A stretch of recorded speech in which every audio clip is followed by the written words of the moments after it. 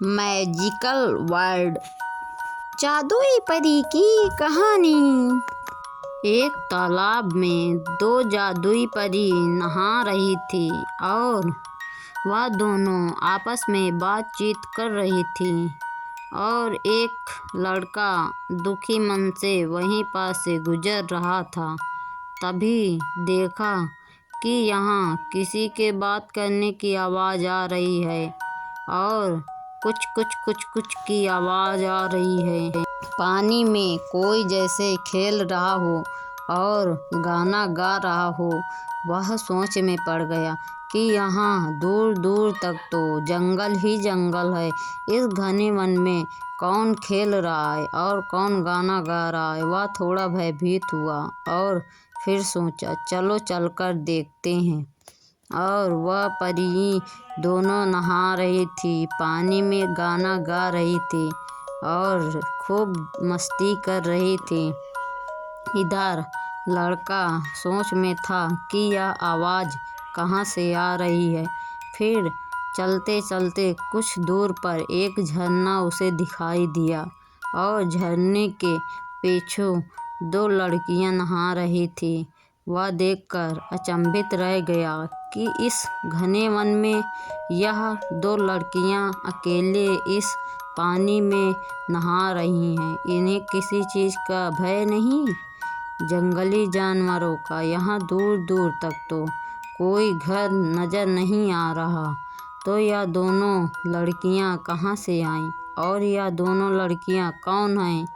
तब वह सोचा चलो चलकर देखते हैं। और वह धीरे धीरे दबे पैरों से वह एक पेड़ के पीछे छुपकर देख रहा था और उन दोनों की सारी बातें सुन रहा था।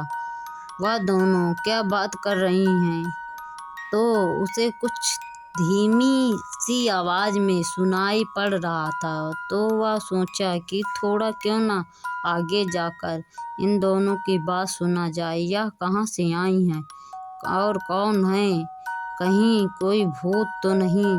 तो वह थोड़ा सा और आगे जाकर एक पेड़ के नीचे चुपचाप बैठ गया और उन दोनों की बात सुन रहा था। और वो दोनों नहा रही थी और आपस में बातचीत कर रही थी कि मेरे पंख देखो कितने सुंदर लग रहे हैं और मेरी खूबसूरती के दीवाने पूरे देवलोक में हैं। और लाल परी बोलती है, हाँ हाँ मैं भी कुछ कम नहीं हूँ, मैं भी खूबसूरत हूँ और मेरी खूबसूरती पे सभी लोग दीवाने हैं और मुझसे वरदान भी मांगते हैं। तुमसे ज़्यादा मुझे इस धरती लोक में सभी लोग पसंद करते हैं।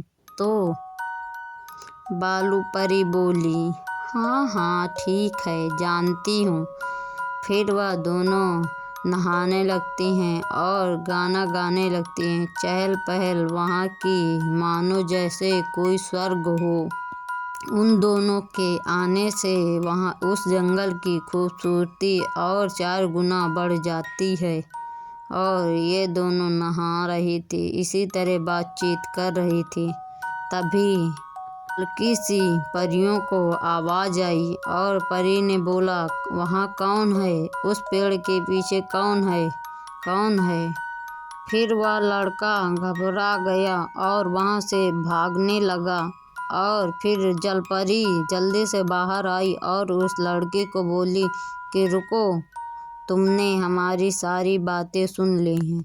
अब तुम इस धरती लोक में बताओगे कि हाँ 2 जलपरियाँ रहती हैं। तो लड़का बोलता है, नहीं नहीं जलपरी, मैं नहीं बताऊँगा, मैं किसी से कुछ भी नहीं बताऊँगा। तो जलपरी बोलते हैं, हम तुम्हारा भरोसा कैसे करें।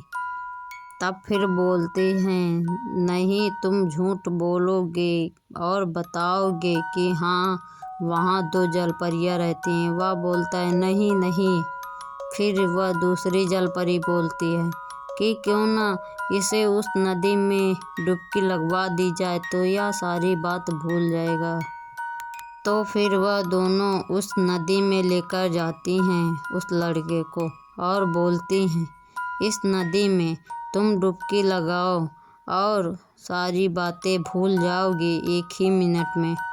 तो वह बोलता है कि नहीं, मैं किसी को नहीं बताऊंगा। तो जलपरी बोलती है, नहीं, तुम डुबकी लगा लो और फिर जाओ, नहीं तो हमें तुम्हें मारना पड़ेगा और हम यह नहीं चाहते कि किसी बेकसूर की जान लें। तो लड़का बोलता है, ठीक है, अच्छा।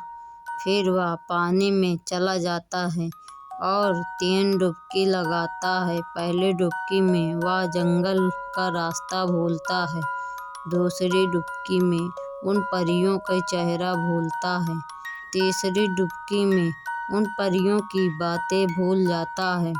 अब वह एक ऐसा इंसान बन चुका था जो सारी बातें जलपरियों की भूल चुका था। अब जलपरी कुछ भी पूछती कि मैं कौन हूँ, तो उसका जवाब यह होता कि मुझे नहीं पता तुम कौन हो और मैं यहाँ कैसे आया, मैं तो घर पर बैठा था।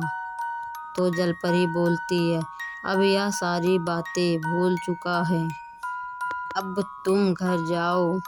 वह घर चला आता है और जलपरियाँ भी खुशी खुशी उसी जंगल में और उसी तालाब में रहने लगती हैं और वो भी अपने गांव जाकर खुशी खुशी रहने लगता है।